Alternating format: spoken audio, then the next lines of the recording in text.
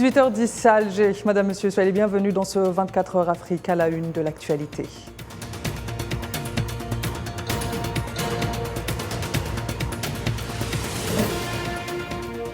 « 47e conférence de la coordination européenne pour le soutien et la solidarité avec le peuple sahraoui à Tolède en Espagne. Les 1er 2 décembre prochains, un menu ou des ateliers de travail axés notamment sur le pillage des richesses sahraouis par le Maroc.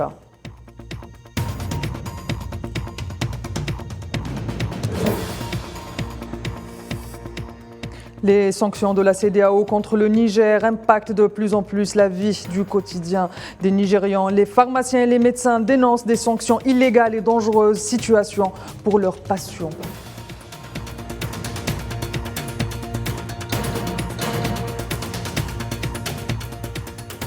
À Oyala, depuis hier, le chef de la diplomatie algérienne multiplie les rencontres avec ses homologues en marge du 5e sommet du groupe des 10 de l'Union africaine prévu demain.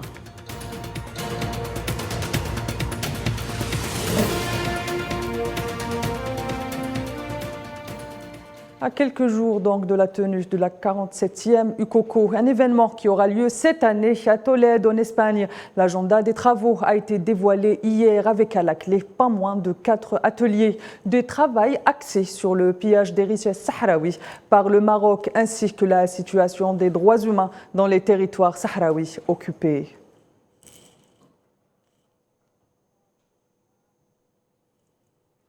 En marge des travaux de la réunion ministérielle préparatoire du 5e sommet du groupe des 10 de l'Union africaine sur la réforme du Conseil de sécurité à Oyala, en Guinée équatoriale, le chef de la diplomatie algérienne, Ahmed Attaf, s'est entretenu avec son homologue équato-ghanéen, Simon Oyo Izono Nguy. À cette occasion, les deux diplomates ont souligné l'importance de ce sommet africain au regard de la conjoncture internationale et régionale actuelle, dont les répercussions mettent une fois de plus en lumière la pertinence de la position africaine commune appelant à une réforme du Conseil de sécurité et exigeant la réparation de l'injustice historique infligée au continent africain avant de passer en revue les relations bilatérales entre les deux pays respectifs ainsi que les moyens de renforcer notamment dans les domaines de l'énergie, de la formation et ont convenu notamment de consolider ce cadre juridique des relations algéro-équato-ghanéennes à travers la conclusion prochaine d'un accord sur la création d'une commission mixte de coopération économique.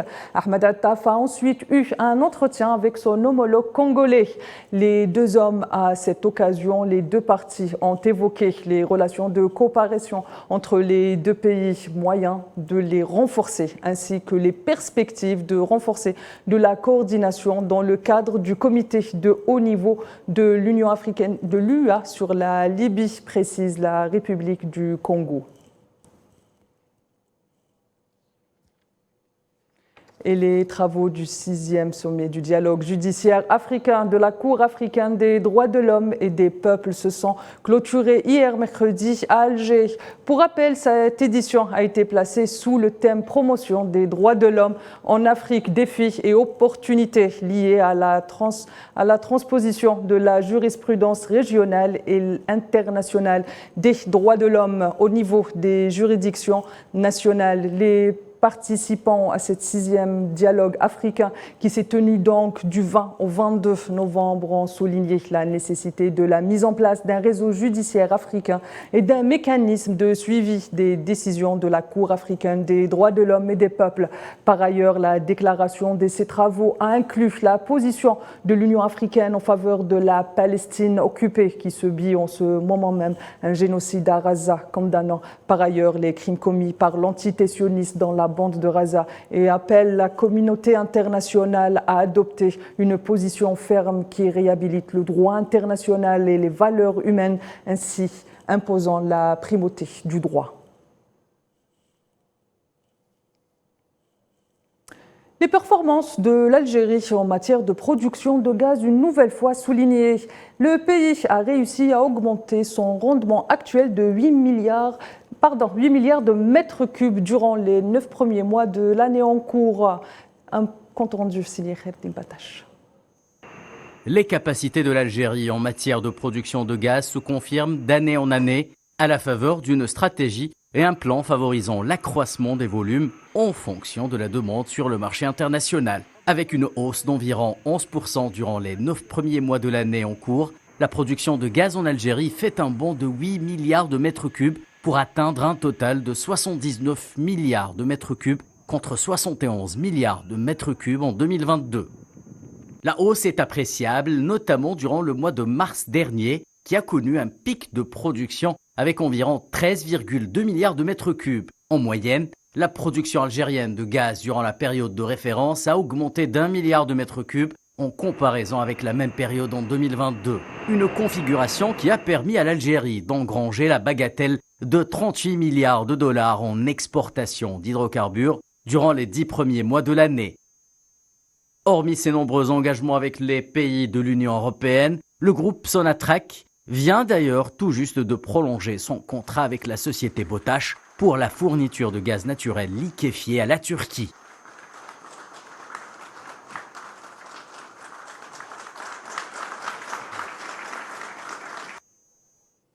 Direction le Niger à présent, où le président de la transition Assimi Goïta a accueilli ce jeudi son homologue nigérian Abdurrahman Tiani, président du Conseil national pour la sauvegarde de la patrie. Cette visite s'inscrit dans le cadre de l'affermissement des liens de coopération entre les deux pays et au-delà, dans le cadre de l'Alliance des États du Sahel. Cette visite marque le tout premier déplacement à l'étranger du général Tiani depuis son ascension au pouvoir en juillet 2023. Au programme de cette journée diplomatique, un tête-à-tête entre les deux dirigeants sera suivi d'un entretien élargi en présence des membres des deux délégations.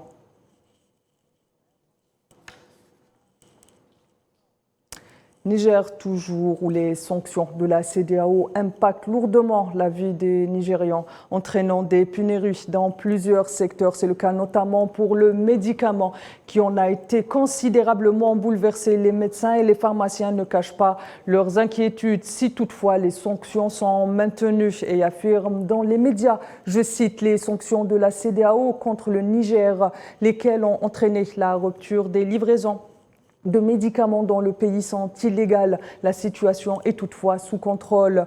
Pour rappel, la CEDEAO a imposé en juillet dernier une batterie de sanctions économiques au Niger, notamment la fermeture des frontières terrestres et aériennes avec le pays, condamnant ainsi le coup d'État mené par les militaires à l'encontre de Mohamed Bazoum. Allons-nous vers une désescalade des tensions entre la République démocratique du Congo et le Rwanda? C'est tout de moins ce que laisse présager un communiqué de la Maison-Blanche attestant d'entretiens menés par la directrice du renseignement national américain Avril Haines avec le président congolais et rwandais. En effet, selon un communiqué publié le 21 novembre dernier par la Maison-Blanche, on apprend qu'Avril Haines s'est entretenue au Rwanda et en République démocratique du Congo dimanche 19 et lundi 20 novembre, où elle s'était entretenue séparément avec les deux présidents rwandais, donc Paul Kagame et le Congolais Félix Tshisekedi. Pour rappel, depuis la résurrection du M23 en 2022, les tensions diplomatiques entre les deux pays frontaliers se sont accentuées. Kigali et Kinshasa s'accusent mutuellement de financer les groupes armés rebelles.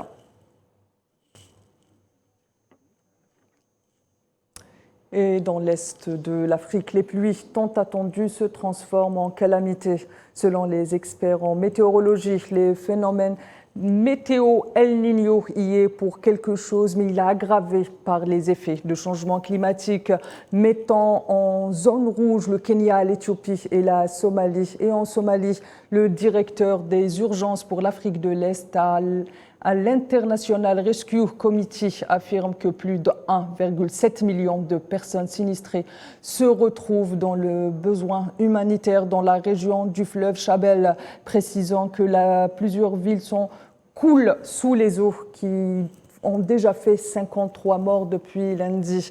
L'humanitaire précise par ailleurs que la perte de millions d'hectares en Somalie risque également d'accentuer l'insécurité alimentaire, affirmant en outre que le bétail est particulièrement menacé car des maladies et des transmissions vectorielles et nouvelles maladies risquent d'apparaître. Plus de 1,5 million d'hectares de terre rien qu'en Somalie ont été inondés à cause des inondations, ce qui signifie en fait que nous assisterons à des pertes agricoles qui s'ajouteront à l'insécurité alimentaire déjà existante en Somalie et dans toute la région. Le bétail est également particulièrement menacé car des maladies à transmission vectorielle et de nouvelles maladies apparaissent.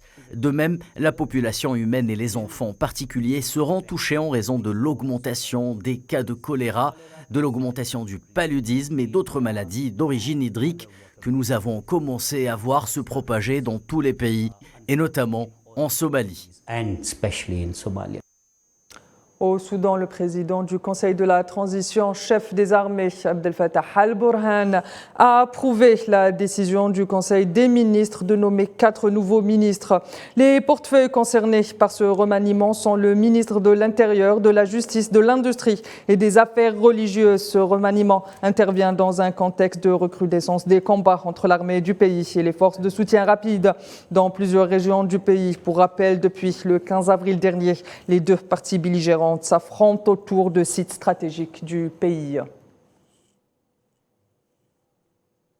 Et dans le dossier soudanais toujours, la situation humanitaire continue à inquiéter les instances internationales ainsi que les organisations onusiennes. C'est le cas notamment du directeur de l'OMS, Ahmed El-Madari, qui affirme que les statistiques en provenance du Soudan sont, je cite, choquantes et prévient que 11 millions de personnes ont besoin d'une aide sanitaire urgente et près de 25 millions de personnes ont besoin d'une aide humanitaire. Ahmed El-Madari s'indigne et affirme le monde ne doit pas oublier ou abandonner le Soudan. La mission multidimensionnelle intégrée des Nations Unies pour la stabilisation en Centrafrique a déployé une unité dans le contingent Bangladesh, dans une zone ouest de la République centrafricaine, à la suite d'une récente attaque armée annoncée mercredi par le porte-parole de la mission onusienne. Pour rappel, le 15 novembre dernier, des éléments de la coalition des Patriotes pour le changement, un mouvement armé centrafricain, ont lancé une attaque contre une position des FACA. Un nième de morts parmi les membres des FACA et 3 assaillants ont été déclarés. Et au Libéria, le nouveau président fraîchement élu appelle à l'unité de son pays à l'occasion de son premier discours en tant que président du pays. Les élections sont désormais terminées et nous devons nous unir comme un seul peuple pour reconstruire notre pays, a-t-il déclaré dans un discours devant la presse avant d'ajouter « J'implore tous les Libériens, tels qu'ils soient, leur origine ethnique, leur pays, leur religion et leurs affiliations à un parti politique, de se rejoindre à nous dans ce voyage pour sauver notre pays. » Pour rappel, la campagne présidentielle au Libéria a été semée d'incidents en raison de rivalités politiques entre les différents candidats. Et à côté des inondations, il y a aussi la sécheresse qui menace de plus en plus le Zimbabwe. Elles sont de plus en plus sévères pendant les décennies. La saison des pluies au Zimbabwe s'est déroulée de manière fiable d'octobre à mars et elle est devenue irrégulière ces dernières années, commençant parfois seulement en décembre. L'agence des parcs du Zimbabwe est intervenue pour atténuer le problème avec son forage alimenté à l'énergie solaire pour mener des pompes à l'eau souterraine dans des bassins où des animaux peuvent boire. Mais avec l'assèchement des eaux de surface, les animaux sont encore obligés de parcourir de plus longues distances, parfois allant jusqu'à des frontières nationales à la recherche de nourriture et d'eau.